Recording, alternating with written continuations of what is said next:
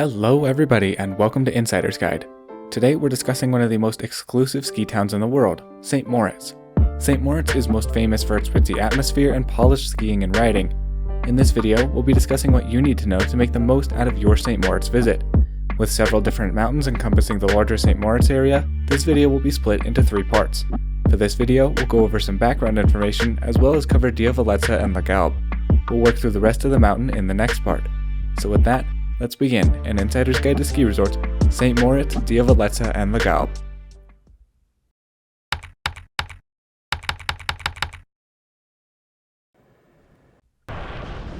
St. Moritz is located on the eastern end of Switzerland in the heart of the Swiss Alps, and there are several options for transportation to and from the ski resort. For international visitors, your best bet is to fly into Zurich and take a long train ride into town. The most iconic means of getting to St. Moritz is, of course, the famed Glacier Express, which starts in Zermatt and finishes in St. Moritz. The only downside with this option is that as of 2025, the Glacier Express no longer permits you to bring ski equipment aboard, so if you're planning on skiing or riding, you'll have to find some other option. For my North American viewers unfamiliar with St. Moritz, just for reference, St. Moritz is the name of the town itself, not the name of the ski resort. Similar to destinations like Aspen or Chamonix, St. Moritz consists of 9 disconnected ski resorts, each with their own names and unique skiing experiences. The big 4 are Corviglia, Corvatsch, Diavolezza, and Lagalb, and those are the 4 I'm going to be focusing on in this Insider's Guide episode. If you'd like to learn more about the remaining 5, I'd recommend checking out the article linked in the top of the description. The town of St. Moritz itself is an excellent ski town, although as to be expected, it's insanely expensive.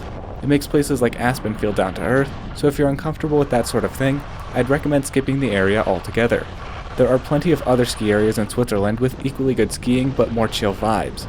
The heart of St. Moritz is very close to the flagship ski resort, Corviglia. There is a public transit system that can take you to Corvatsch, Diavolezza, and Lagalb. However, it's quite expensive, costing 11 Swiss francs per person per direction. Based on the hotel you stay at, some will give you bus passes, but several do not. While it's expensive, if you don't have a car, I'd still highly recommend using the bus system since it's worth spending a day at all 4 of the large mountains. For context, Corvatsch is a roughly 10 to 15 minute bus ride from Corviglia, while Diavolezza-Lagalb are both 30 minutes away from Corviglia. Diavolezza and Lagalb, however, are located right next to each other, and you can and should cover both in a single day. There is a railway, called the Bernina Railway, that you can use to get around as well. I've linked a page of their website that shows you how you can use the railway to get to the ski resorts, but beware it's somewhat more complicated than the bus and sometimes slower. Obviously, you'll want the St. Moritz line if you're checking the train out. Now, Corvatsch, Diavolezza, and Lagalb are branded for some reason as one ski area and are on the same trail map, but it's impractical to bounce between Corvatsch and Diavolezza-Lagalb, especially due to the high bus fares. Therefore, I just recommend picking a mountain and sticking with it for the day. By this, I'd recommend you taking at least 3 days to properly cover all the mountains and runs. Beginners will want to start at Corviglia since that's the mountain with by far the most beginner options. Corvatsch also has a few options, but it's generally not as suitable for beginners as Corviglia is. Both Diavolezza and Lagalb don't really have any beginner options, so I recommend beginners skip them entirely. Everyone of intermediate proficiency or higher should check out all 4 mountains at least once, although do be warned that most runs at both Diavolezza and Lagalb are extremely long. Okay, with all that out of the way, let's dive into the on-mountain experience at both Diavolezza and Lagalb. As mentioned earlier, Corvatsch, Diavolezza, and Lagalb all appear on the same trail map, while Corviglia has its own dedicated trail map. I'm really happy we're starting off with Diavolezza and Lagalb because even though they're both small, they happen to be my 2 personal favorite mountains of the 4, and I feel they're not talked about enough. Because they're 30 minutes away from the town of St. Moritz, not a lot of people bother to come out and try them. From what I saw, most of the people who ski here were more locals, and as such, both mountains have a certain charm that the other 2 didn't have. The backdrop for Diavolezza and Lagalb is also breathtaking due to how isolated they are. It really feels as if you're driving through the middle of nowhere and then suddenly you see 2 trams going up these gnarly mountain faces. Speaking of lifts, Diavolezza and Lagalb are very small mountains but have solid vertical drops of around 3,000 feet. While this may not seem like an insane amount, both mountains are served top to bottom by a tram. As such, with one exception, pretty much every run you'll do at Diavolezza or Lagalb is top to bottom. Because of their smaller footprint, I'd also encourage you to take your time and ski every single run at least twice before moving on to the other mountain. For context, I skied number 2 on Diavolezza around 5 times and thoroughly enjoyed each and every lap. You can ski between Diavolezza and Lagalb via this number 25 trail on Diavolezza, but not the other way around. As such, most people start their day at Diavolezza and then ski into Lagalb later on. It's not like crowds are really a factor at either mountain, but if you're adamant about joining as little of the public as possible, starting with Lagalb first and then doing Diavolezza next is the way to go. From Lagalb, if you don't have a car, you'll have to wait for a bus to come around and take a brief ride back to Diavolezza. In general, I found the buses had wait times of roughly 30 minutes. Talking more specifically about the terrain itself, both Diavolezza and Lagalb are home to some fantastic groomers. I found the snow quality across both mountains to be slightly better than their neighbor Corvatsch and far superior to the primarily south-facing sister Corviglia. Where these two mountains really shine, though, is in the off-piste and freeride terrain that you can access right off each tram. There's a truly insane amount of burly lines spread out across both mountains, especially at Diavolezza. However, as is the case with other Swiss mountains, this off-piste terrain is super dangerous, so make sure to carry the right gear and have the requisite knowledge before trying any of it. One last thing to note is that in the early season, Diavolezza opens first, and the resort usually takes a bit longer to open Lagalb. During these early season times, only the number 2 piste and maybe a handful of lines off the Diavolezza Fern Quad will be open. Now let's dive into the trail map specifically. We'll start off with Diavolezza first and then talk about Lagalb. As mentioned earlier, your only way out of the base is via this top-to-bottom tram. The ride up is absolutely gorgeous, and if possible, I'd recommend checking out both the front and back views on your ride up. Once you get off the tram, you'll be treated to even more spectacular views of these jagged peaks and glaciers above. From here, unless you're venturing off-piste, pretty much everyone is funneled onto the top half of the number 2 trail.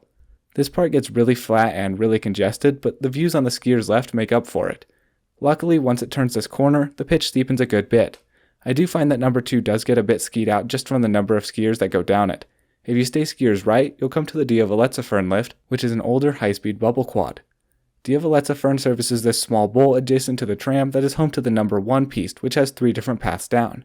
In general, while I do think it's worth checking out for a few laps, I don't really recommend lapping the Diavolezza Fern quad. Number 1 is steep and fun, but quite short. It's just better to lap the tram from top to bottom. Past Diavolezza Fern, you'll find the remainder of the number 2 trail, eponymously named just Diavolezza. From top to bottom, this is an excellent cruiser, one of the best in Switzerland. The run is so long and wide open, and the views are just incredible.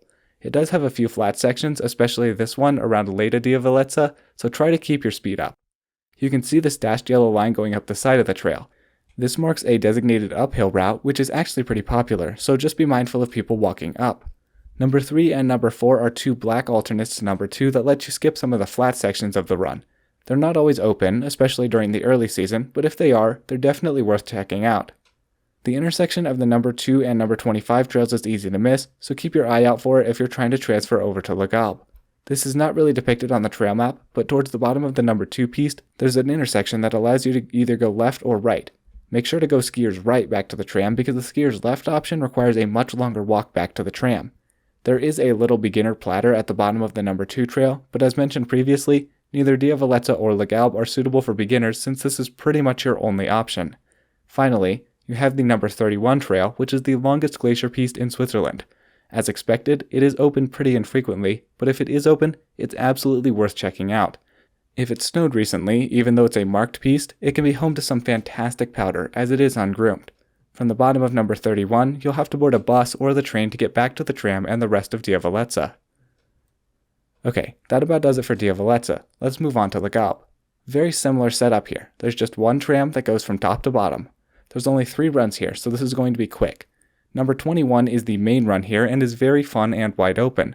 Number 22, Minor, is a steeper alternative to number 21 and is excellent. This is one of the steeper cruisers in the St. Moritz area and is arguably my personal favorite way down Lagalb. I personally don't enjoy number 23 as much as either number 22 or number 21, mainly because it's a lot more narrow and it doesn't maintain its pitch as well as the former runs. I briefly alluded to this earlier, but the off-piste of Diavolezza is much crazier and more extensive than the off-piste at Lagalb. If you're into big mountain riding, Diavolezza is the place to be, although there are certainly a few great options at Lagalb as well. Again, please be careful if you do venture off-piste at either of these 2 mountains. Well, that's about it for Diavolezza and Lagalb. Check out part B and C now, all about Corvatsch and Corviglia. As always, please leave any questions down below. If you enjoyed this video or found it helpful, please consider subscribing to help support the stream. Thank you all so much for watching. All my love, I'm out.